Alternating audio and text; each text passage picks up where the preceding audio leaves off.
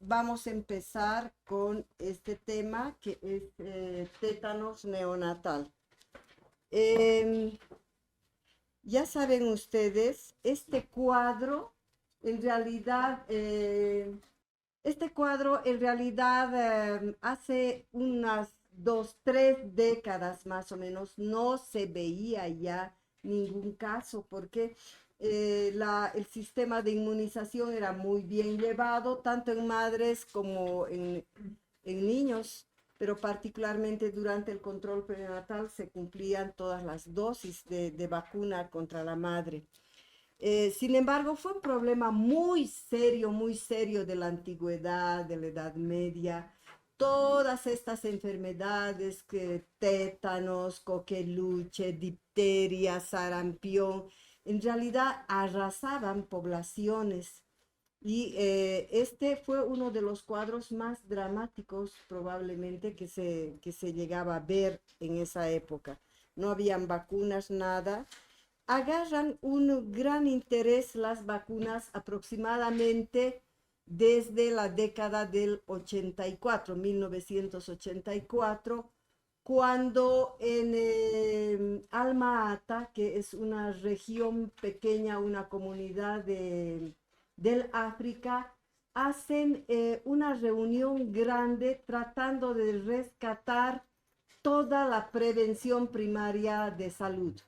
Y entre una de las primeras cosas importantes se levanta la importancia de la lactancia materna, porque hasta unas décadas antes, lactancia materna no entraba en currículas de la facultad, sino era lactancia artificial, aunque parezca increíble.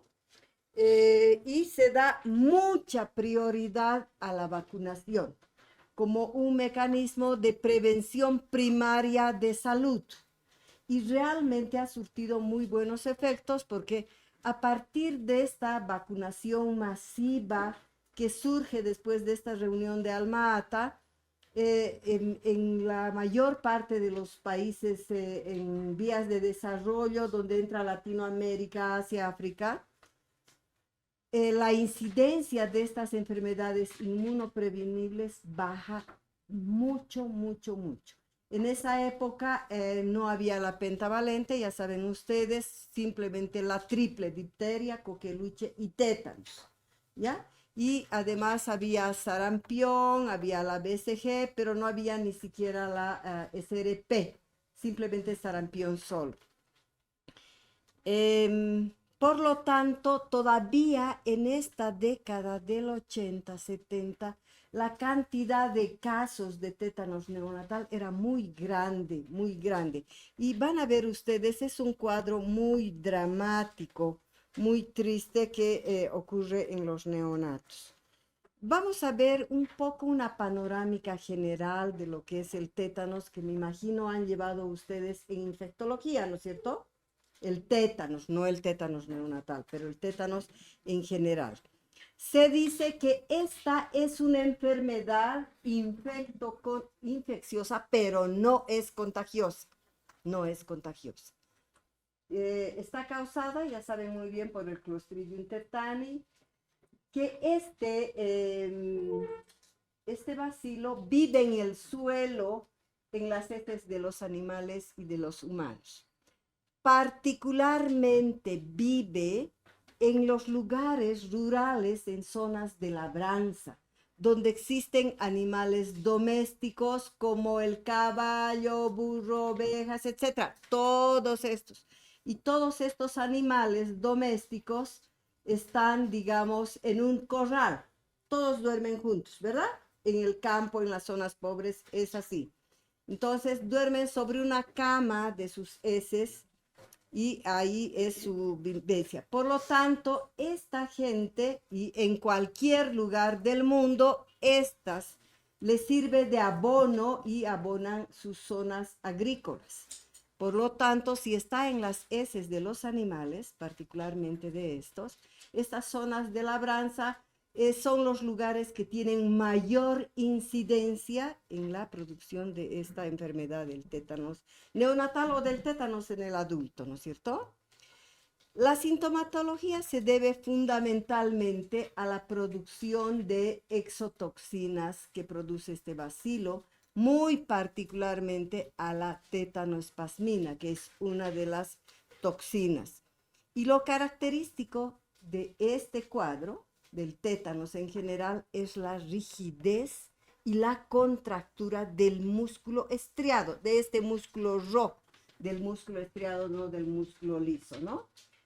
Esta contractura se intensifica con diferentes estímulos.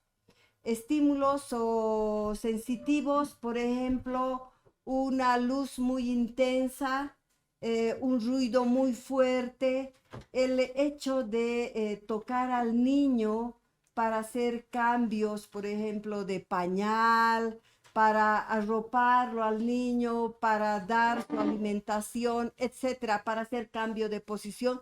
Todas estas situaciones del tacto hacen que puedan desencadenarse convulsiones, ¿ya? Esa es una de las cosas y estas convulsiones definitivamente son la parte más fea del cuadro. Al referirnos a epidemiología de este tétanos, sabemos que sigue siendo un gran problema de salud pública, particularmente en los países pobres. Sigue siendo un problema. Aunque la incidencia después de esta vacunación masiva que fue inicial, luego casa por casa, luego fue en puestos fijos de vacunación y al último se tomó como una responsabilidad de los padres y directamente acuden a los centros hospitalarios a la vacunación. Entonces, una vacunación bien llevada definitivamente hizo que este cuadro no se lo viera durante mucho tiempo. Pero fíjense lo que ha ocurrido después de la pandemia del coronavirus. Esta parte inicial de la pandemia, donde no se sabía muy bien, donde fue por primera vez y fue este gran susto a nivel mundial, en todo el mundo se encerraron, ¿verdad? En esta primera parte dura. Murieron la gente, todo.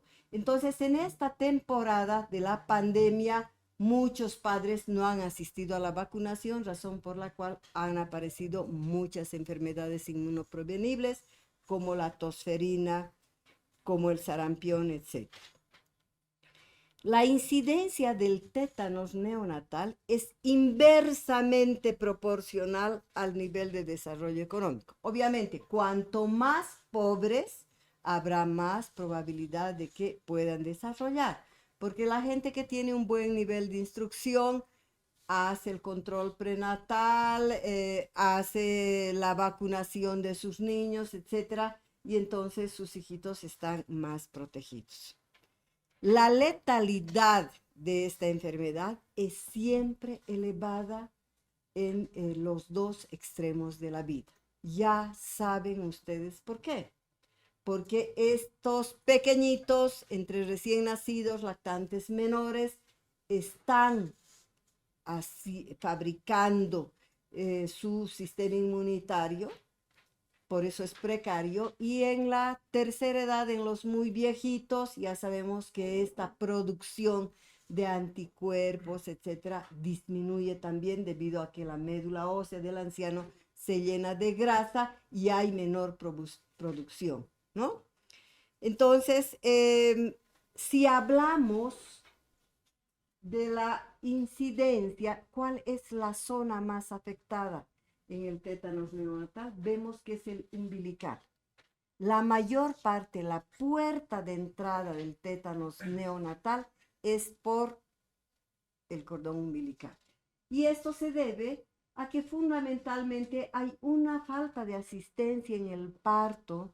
Estas familias pobres son atendidos parto en domicilio, ahí atiende una matrona, la comadre, la abuela, etc. Como son tan pobres, no tienen nada estéril, obviamente, ni siquiera agua potable. Entonces, las condiciones son muy precarias y particularmente cómo ligan el cordón, ligan con una especie de cuerda que se hace al hilar la lana de oveja. ¿Y dónde estuvo la oveja antes de que la rape? En el corral, ¿verdad? Durmiendo sobre esa cama que les he dicho de abono, que son las heces, y obviamente quedan ahí con gran cantidad de esporas, ¿no es cierto? Esta es la razón fundamental y también la falta de inmunización en las embarazadas. Esta gente no accede a probablemente porque hay limitaciones económicas, limitaciones geográficas y de todo tipo, culturales, de todo, que hacen que no haga un buen seguimiento ni un control prenatal esta madre. ¿Cuál es la etiología de esta enfermedad del tétanos? Sabemos que es el Clostridium tetani, que es un bacilo gram positivo y cuya característica fundamental es que es un anaerobio estricto. ¿Qué quiere decir anaerobio, chicos? ¿Mm? Exactamente, que no necesita de oxígeno para vivir. Más bien se desarrolla muy adecuadamente en medios carentes de oxígeno, ¿verdad? Desarrolla esporas en condiciones de anaerobiosis y estas esporas, fíjense, tienen una característica muy importante que en condiciones así que otros gérmenes podrían morir muy rápidamente, esos son muy resistentes a la luz solar intensa, a la desecación, al uso de antisépticos, siguen vivos. Esta es la razón por las cuales pueden vivir en forma latente durante varios años en el suelo. Y están latentes las esporas. Pero ¿qué pasa cuando un pobre se ha lesionado por alguna circunstancia, digamos una parte de su cuerpo, generalmente la extremidad inferior, esta se infecta y como no acude al médico, esa infección avanza, se hace absceso, se vuelve unas zonas necróticas, purulentas, un medio totalmente anaeróbico. Ahí es esta espora del tétanos que ha podido penetrar muy rápidamente, eclosiona, sale una forma vegetativa, que se va a ser el bacilo activo, que va a liberar dos exotoxinas muy importantes, de las cuales la más importante es la tétanoespasmina. Si hablamos del periodo de incubación, vemos que este periodo de incubación es variable. Puede ser muy cortito, puede ser de apenas 3 días o puede durar incluso 3 semanas. ¿Ya?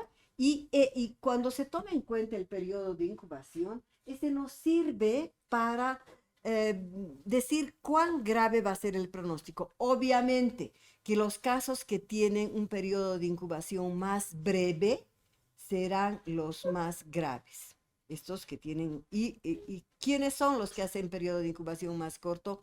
Los bebés, los neonatos en general, ¿ya? Ahora, el periodo de incubación se considera al periodo, fíjense, que transcurre desde la conversión de la espora hasta la llegada al sistema nervioso central. Este es el periodo de incubación.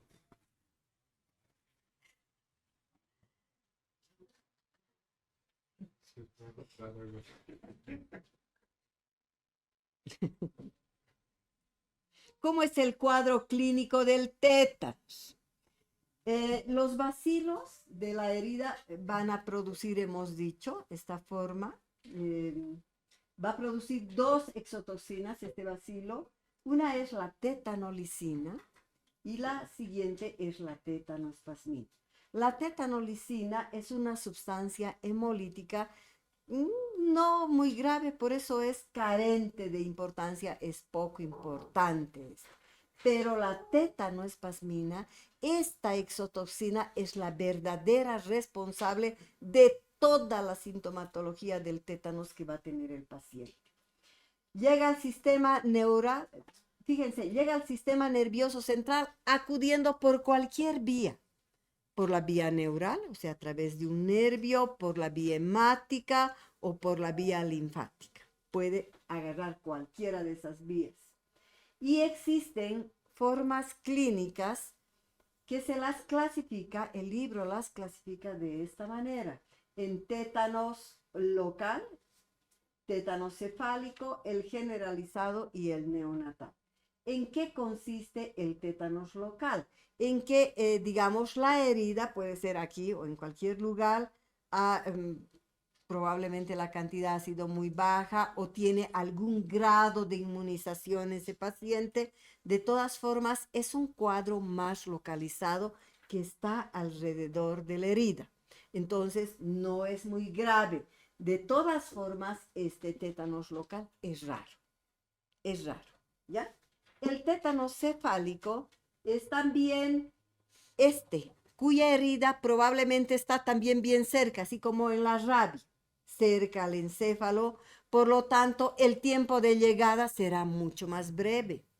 Y es esta forma, digamos, del tétano cefálico, porque agarra muchos núcleos, va a producir parálisis facial, ocular, trastornos motores, disfagia, etc.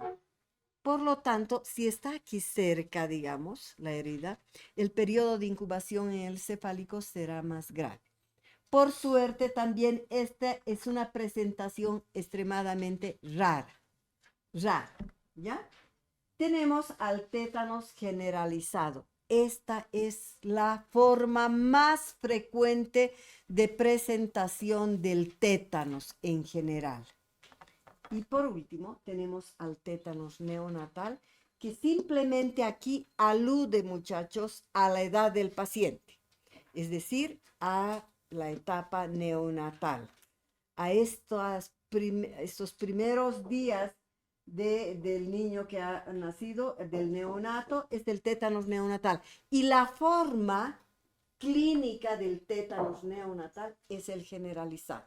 ¿Está claro? Nada más que hace aquí alusión a la edad. Pero en esencia, el tétanos neonatal es un tétanos generalizado. O sea, es la forma grave. ¿Ya? Entonces, vamos a hablar de este tétanos generalizado, que es el más frecuente en incidencia en todos los grupos etarios.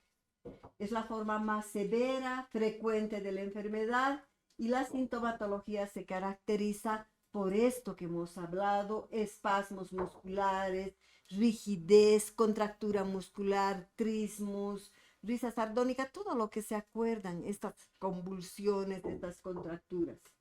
Las convulsiones se desencadenan, ya hemos hablado, por estímulos diferentes, particularmente de una intensidad más elevada. Puede haber también sintomatología neurovegetativa como arritmias, sudoración profusa, polipnea, retención urinaria, etc. Y algo bien increíble es esto, chicos. Especialmente esto se lo ha determinado en el adulto, en los niños grandes.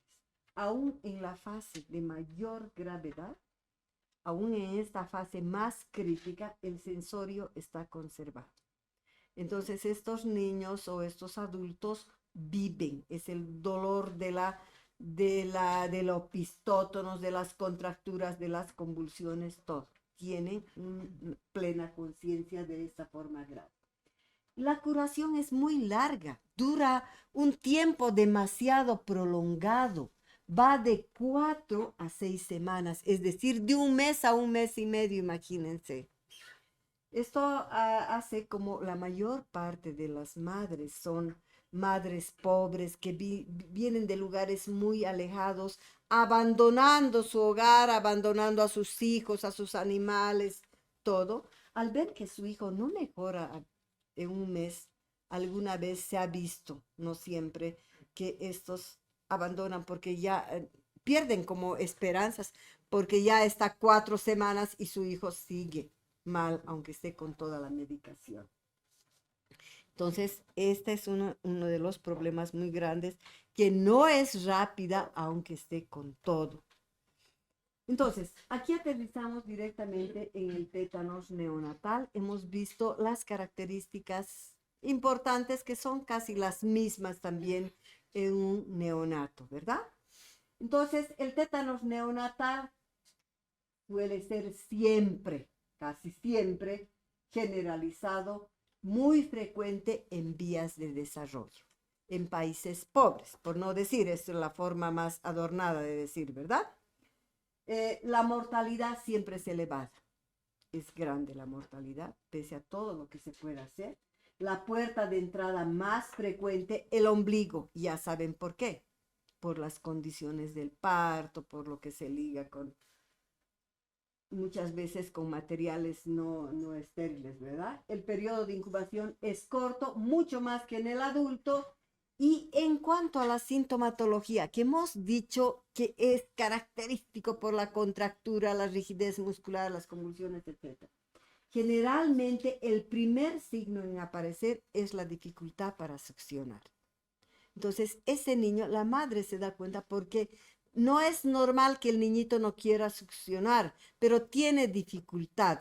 ¿Se acuerdan de anatomía que había un músculo así redondo, el orbicular de la boca, creo que se llama? ¿Se acuerdan, verdad? Ese músculo es uno de los primeros que se contractura.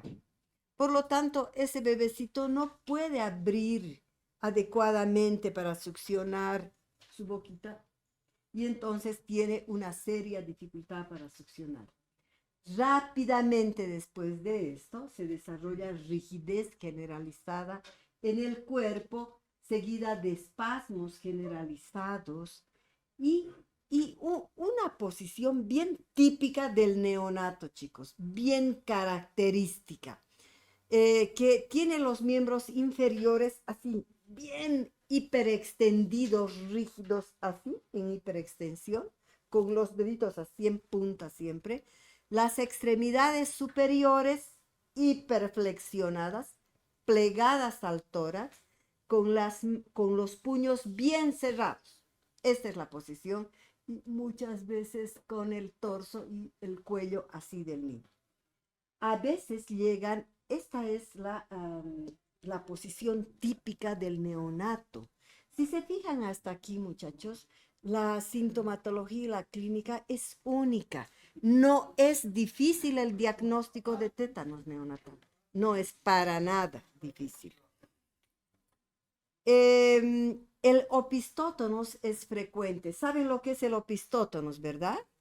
El opistótonos, a ver, no se van a olvidar. Si esta es la camilla, esta es la camilla.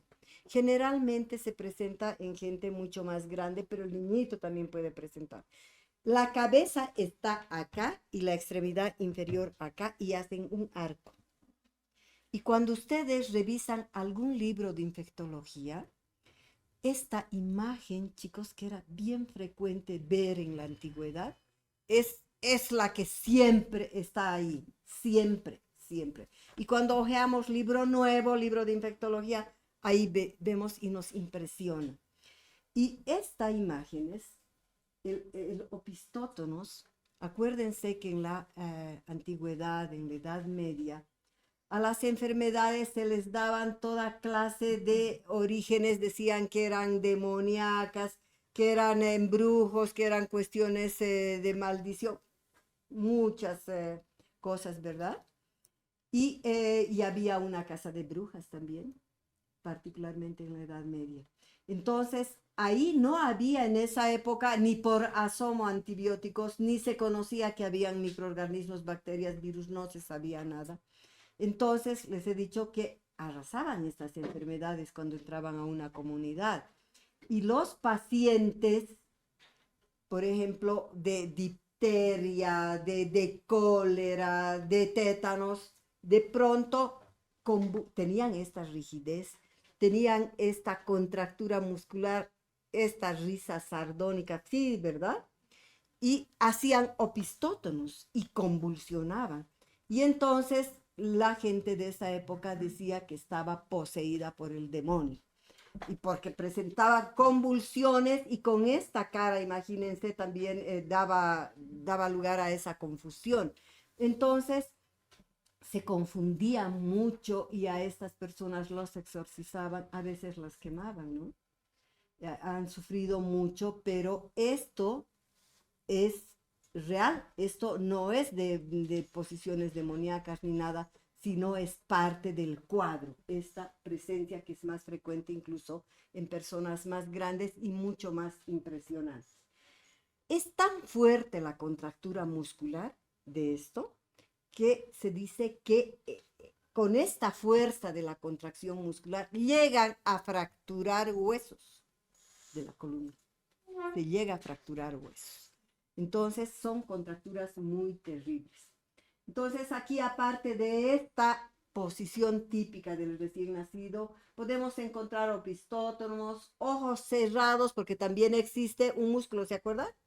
Aquí, ojos cerrados, así bien ceñidos, la frente plegada, porque estos músculos de la frente también se contractura plegada, y estos chiquitos con los ojos así bien cerrados, labios protruidos y contraídos, y muchas veces el espasmo de los músculos respiratorios de los intercostales podían producir apneas y a veces ser la causa de muerte.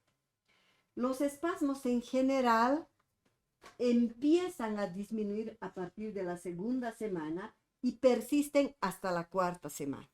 ¿Ya? Disminuyen y pueden estar hasta la cuarta semana. El diagnóstico, ¿cómo se lo plantea? Si se fijan hasta aquí, no es difícil, ¿verdad? No es difícil. Y si nosotros hemos aprendido la teoría, que es así, y estamos en la consulta y veíamos un niño así y era tétanos neonatal. Y inmediatamente se hacía la hoja de internación, se internaba a infectología, ya tenían que poner una vía o a neonatología si era un neonato y se hacía una secuencia de pasos que vamos a ver en el tratamiento. Entonces, para el diagnóstico, fundamentalmente es esta clínica que si bien es grave, es fácil de diagnosticar. ¿Ya? Hay otras enfermedades que hemos hablado que no son fáciles, pero esta sí. El antecedente de la herida y el laboratorio no ayuda mucho. Porque imagínense que me ponga a cultivar esa secreción o me ponga a hacer la tinción de Albert, se tarda mucho. Entonces, ante la sospecha se procedía directamente, porque si no se hacía esto, la toxina, chicos, no se olviden nunca, mientras está circulando en la sangre y no ha impregnado a las células, se puede neutralizar. Pero una vez que impregnó a las células, particularmente el sistema nervioso central, estas ya no se remueven, ya no actúa ahí. Entonces, vamos a ver el tratamiento. Entonces, la primera cosa que se hace, bueno, aparte de internarlo a neonato, en la sala de infecciosas, infectología, etcétera, la primera cosa que dice el libro es neutralizar la toxina circulante. Antes de que esta toxina se fije en el sistema nervioso central, utilizando la antitoxina tetánica. Y cuando hablamos de antitoxina tetánica, debemos mencionar que existe una antitoxina homóloga y otra heteróloga. ¿Saben la diferencia, muchachitos? La homóloga es la antitoxina que tiene los anticuerpos que han sido formados en un ser humano, en una persona, en un ser humano. Por lo tanto, son de la misma especie, es la antitoxina más segura, no hay reacción de hipersensibilidad. Entonces, esos anticuerpos que ha formado, se los saca y se los prepara y viene a ser la antitoxina, el suero o antitoxina. Y la heteróloga es cuando estos anticuerpos se formaron en un animal, que lo enfermaron, en un animal de laboratorio, no es a uno que lo agarran de ahí, sino es un animal de laboratorio que lo infectaron, formó anticuerpos y de ahí sacan el suero heterólogo. Este suero es bastante utilizado generalmente en las sedes. Este es el que existe. Nunca he visto una reacción de hipersensibilidad, pero existe la probabilidad de que haga el paciente una anafilaxia, una reacción de hipersensibilidad. Pero es formado en un animal, ¿ya? Esa es la diferencia. Si utilizo la antitoxina homóloga, que es la gamma globulina humana hiperinmune, voy a utilizar 3.000 en niños y 6.000 en adultos por la vía intramuscular. Si hago la heteróloga, está 100.000 en niños y 200.000, perdón, 10.000 en niños y 20.000 en adultos, una mitad intramuscular y la otra mitad endovenosa. Lo que les he dicho, hay la probabilidad de reacciones alérgicas o anafilácticas. Como segundo paso, como segunda cosa importante, es la limpieza quirúrgica de la herida, donde fue el origen y la fábrica de estos bacilos. Entonces, hay que debridar y hacer una limpieza quirúrgica exhaustiva. Una buena limpieza, muchas veces en quirófano, y se puede utilizar irrigaciones de agua oxigenada. Tercera situación, tercer paso, cuidados intensivos. Y para esto se necesita un personal entrenado que sepa tratar estos pacientes. Por eso, chicos, van a ver cuando roten por neonatología, generalmente el personal de neonatología no es como el resto del personal de enfermería. Este personal de neonatología, como maneja recién nacidos, prematuros, con membrana hialina, conocen bien todo esto. Son capaces de canalizar venitas así del grosor de un pelo. Son capísimas las enfermeras, por eso que se quedan como especializadas ahí en estos centros de neonatología. No se las saca, no se las rota como al resto del personal. Entonces, tiene que tener mucho cuidado, tiene que saber el manejo, evitar ruidos, tiene que saber los requerimientos líquidos, calóricos, etc. Tiene que estar en un ambiente tranquilo, libre de estímulos. Tiene que estar, digamos, el cuarto, tiene que estar en un ambiente, digamos, si es esta, importantísimo, es lo primero, es una luz indirecta, digamos, si la cuna o la incubadora está aquí, en un extremo está la mesita simple de enfermería con una luz indirecta, así, donde aquí tapa. Debe llevar estas cortinas oscuras o negras y cerradas, no debe haber luz. Debe ser libre de ruidos. En las puertas tiene que ser como en quirófano, así de vaivén, acolchadas.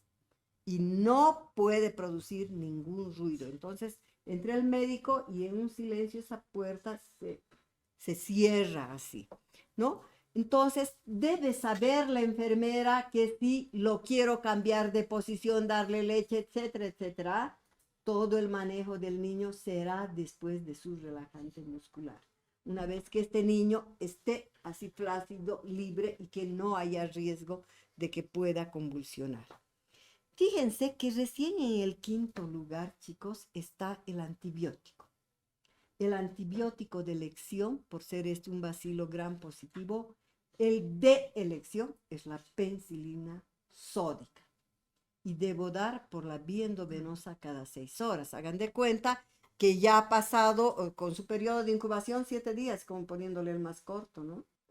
Ya puede recibir cada 6 horas. Y en sexto lugar está el tratamiento del espasmo, de la contractura y de las convulsiones que puede presentar. Y entonces, en este caso, el relajante muscular y anticonvulsivante ideal para este cuadro es el diazepam, que tiene como nombre comercial, ¿qué se llama? Es el Valium, es el famoso Valium, es el diazepam. Es un excelente relajante muscular y es anticonvulsivante. Digamos, si ustedes tienen un niño que les llega a la consulta convulsionando, en su botiquín de emergencia ustedes siempre deben tener el diazepam. Y la dosis del diazepam queridos, para siempre aprendan, es esta. El diazepam va de 0,5 miligramos kilo peso, dosis, no día, dosis, así como se da el bicarbonato, dosis sin sobrepasar los 1,5 miligramos kilo peso dosis. Esta es la dosis máxima. ¿Por qué será que se pone una tranca así? Jamás sobrepasar 1,5 miligramos kilo peso dosis. ¿Cuál será la razón? Porque es un depresor cardiorrespiratorio. Entonces, mientras que yo le doy una dosis grande, este me puede producir una depresión cardiorrespiratoria y lo puedo matar yo al paciente. Entonces, ¿cómo se administra? La ampollita chiquitita del Valium o el del diazepam, mejor hablen como corresponde con el nombre genérico, tiene 10 miligramos, ¿verdad? 10 miligramos. Tengo que sacar a 0,5 miligramos kilo peso. Entonces, esa dosis yo cargo en la jeringa y le paso por la vía endovenosa por el caucho lento y mirando al paciente. Ese paciente está contracturado y tal vez está convulsionando. Entonces paso lentamente. Si digamos casi al finalizar el paciente se relaja y queda así, paro, aunque no haya terminado, paro. Por eso siempre yo debo parar. Pero sucede en la mayoría de las veces con esta primera dosis, la mayoría van bien. Pero puede ocurrir que este niñito siga, no ha pasado la contractura ni las convulsiones. Entonces, fíjense, yo tengo otra opción más. Puedo volver a colocar otro 0,5 kilo peso dosis. Con eso ya estoy colocando 1 miligramo, ¿verdad? Igualito, coloco observando lentamente, el niño se relaja y para, aunque no haya terminado. La mayoría, por no decir casi todos, van muy bien con estas dos dosis.